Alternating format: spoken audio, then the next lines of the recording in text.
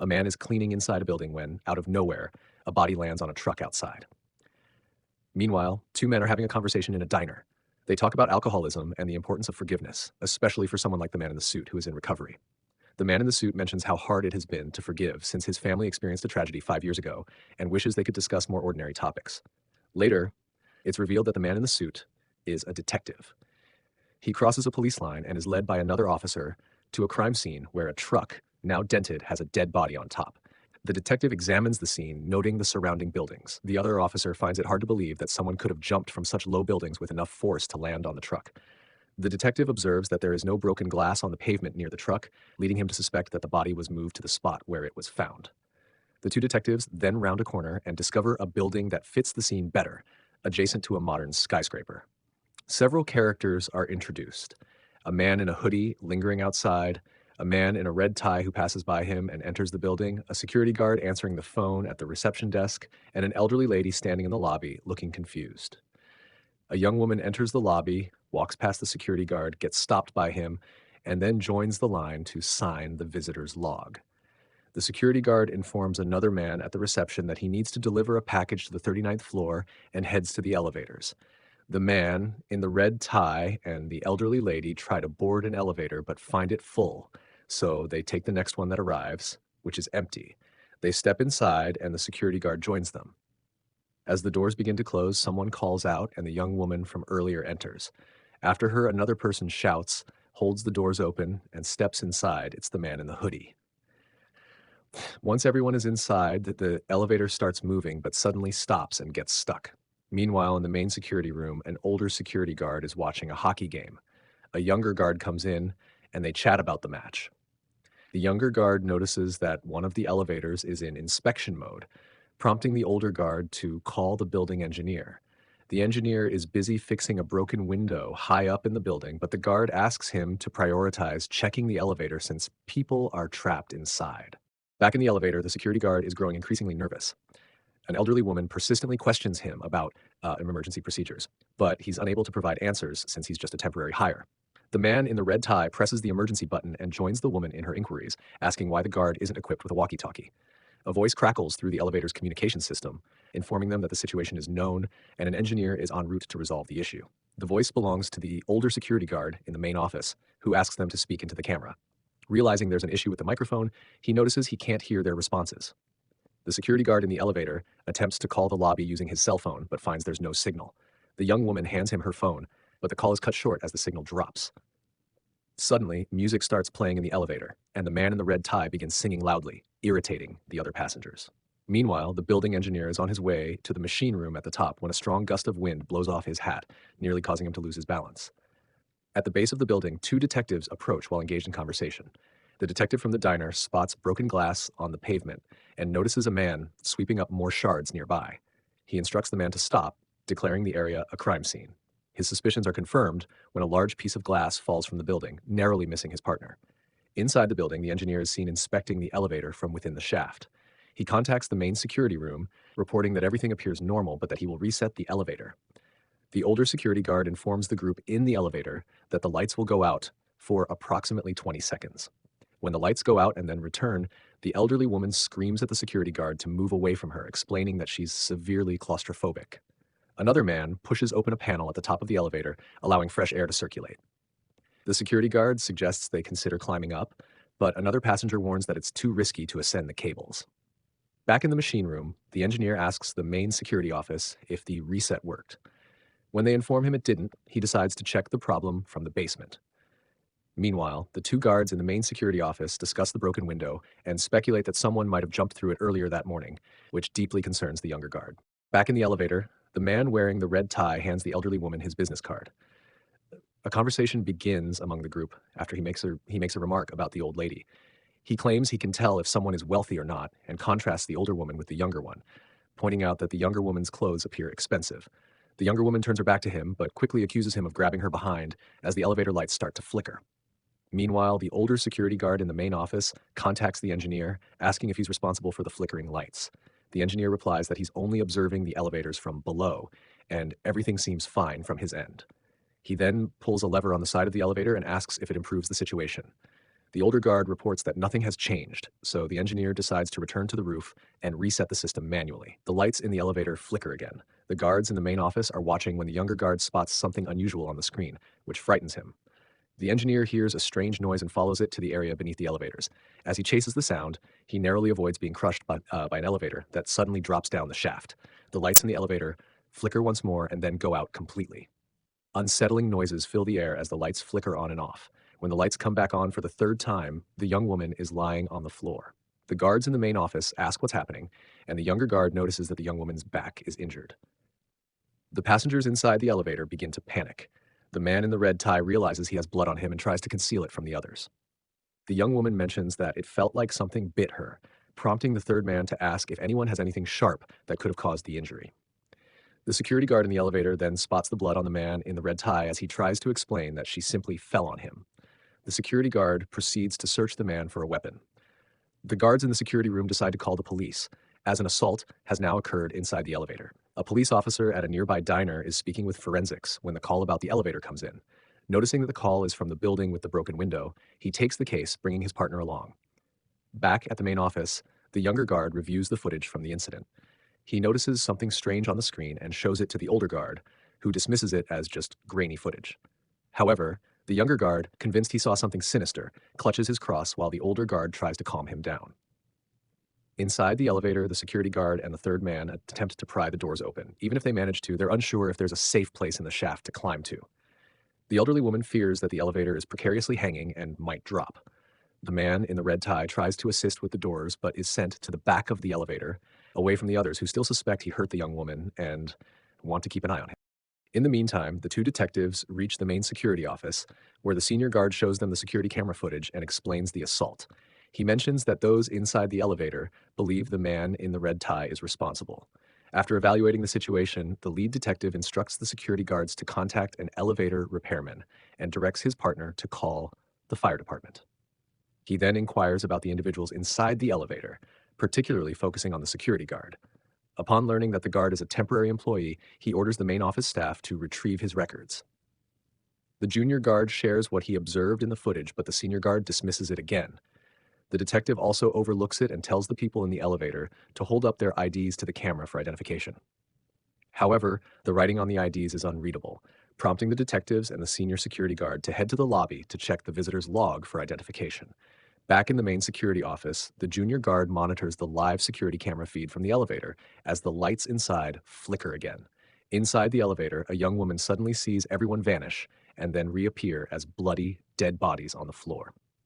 A moment later, it's as if nothing happened and everyone is back in their positions. The lights go out completely and the mirror in the elevator shatters. Strange noises are heard in the darkness. When the lights come back on, the man with the red tie is discovered with a piece of glass from the mirror stabbed into his neck. At the same time, the junior guard calls the detectives back to report that the man is dead.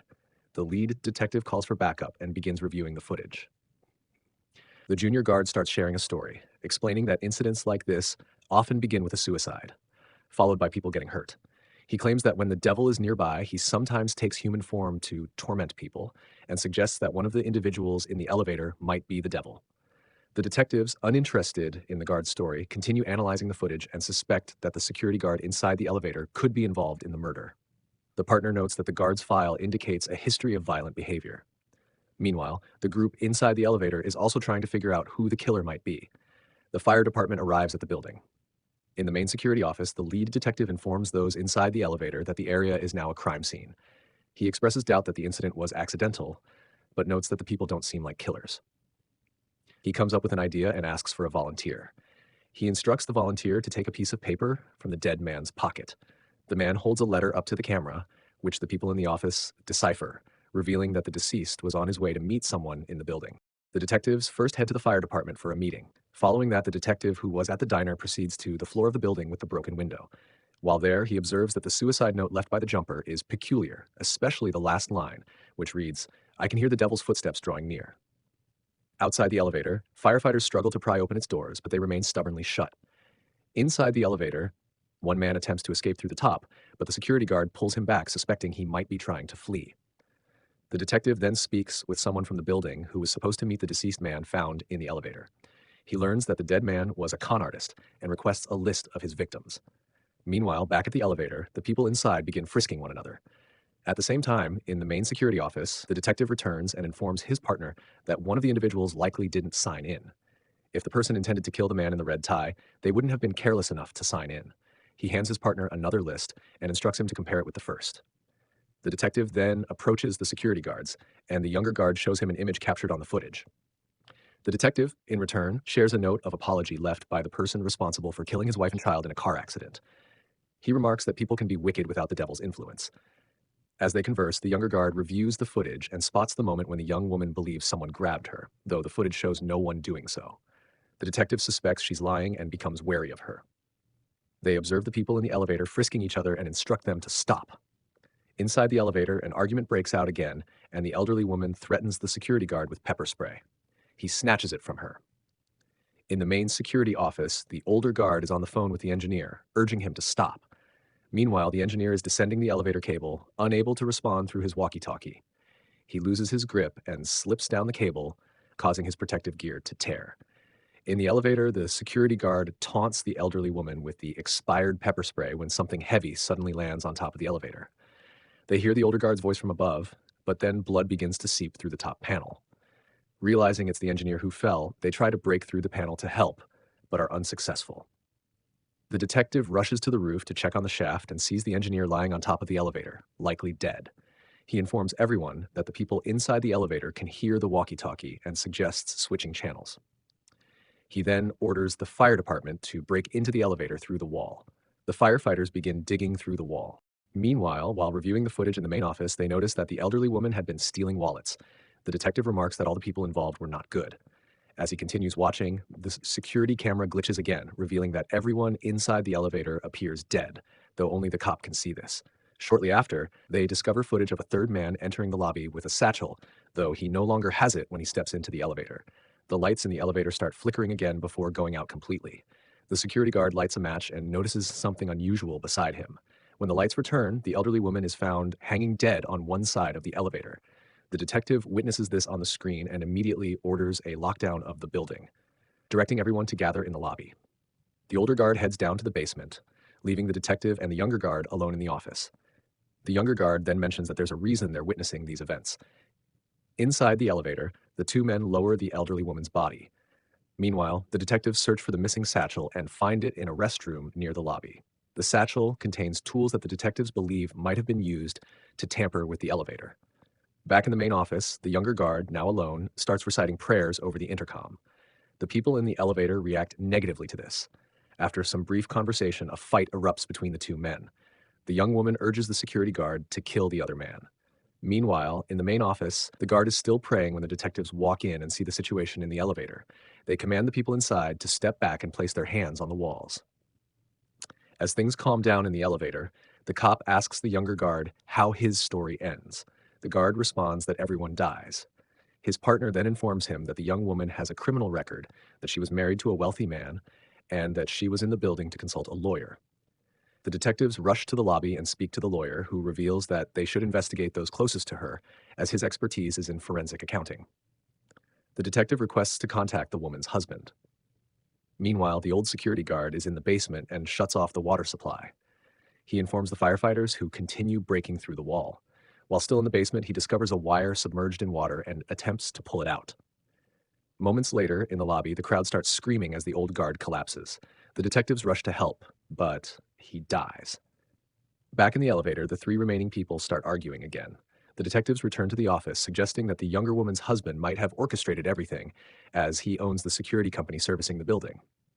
They suspect that the security guard inside the elevator is responsible and that the other two victims were merely distractions. Back in the elevator, the lights flicker out once more. The detective suggests using their phone screens as makeshift flashlights, but their phones are snatched from their hands. The lights briefly go out again, and when they return, the security guard is dead. In a panic, the two remaining people grab pieces of broken glass, ready to defend themselves. Desperate, the detective asks the younger guard what they should do. The guard responds that they need responsibility for who they are. The detective then shares a personal story and gently urges them to drop the glass. They comply, albeit hesitantly. Suddenly, the lights go out again. When they come back on, the young woman is lying on the ground with a shard of glass in her throat. As the man rushes to help her, the body of the old woman rises behind him, declaring that it's now his turn.